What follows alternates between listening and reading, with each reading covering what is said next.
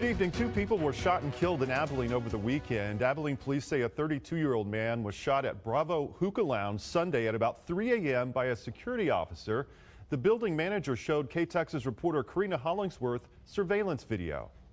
This is Deshaun Colin, moments before he was shot by the security officer at Bravo Hookah Lounge. We don't have authorization to show the video, but 3 gunshots were heard in the video, 2 of them striking Colin.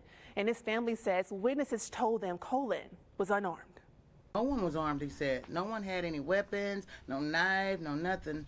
I guess words hurt now and cut like knives, I guess. I feel some type of way because I think that it was definitely a senseless killing.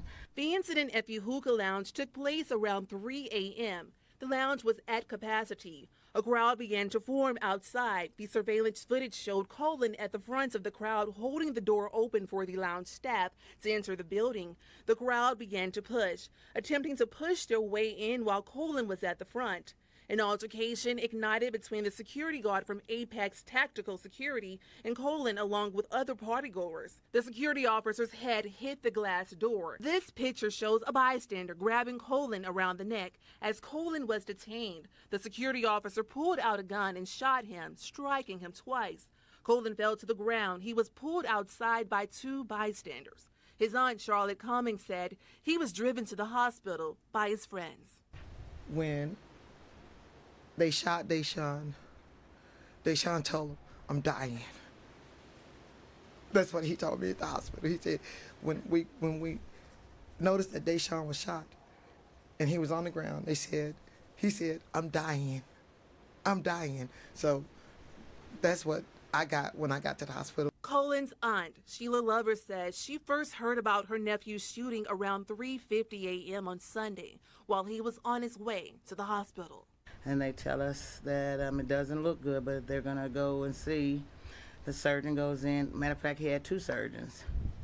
And they started something after 4 a.m.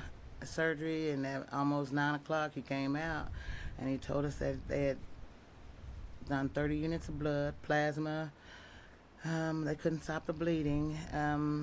The bullet did go straight through, but it pierced one of his large arteries in his heart, so they couldn't stop the bleeding. They tried their best, and I appreciate that. Deshaun Colin died Sunday, leaving behind 3 little girls and a huge family, including a grandmother who calls Colin her greatest grandkid. He was my grandson. I loved him, and God knows I hate what have happened. I really do. APD says the investigation is ongoing and no charges have been filed at this time. Reporting in the studio, I'm Karina Hollingsworth, KTEX News.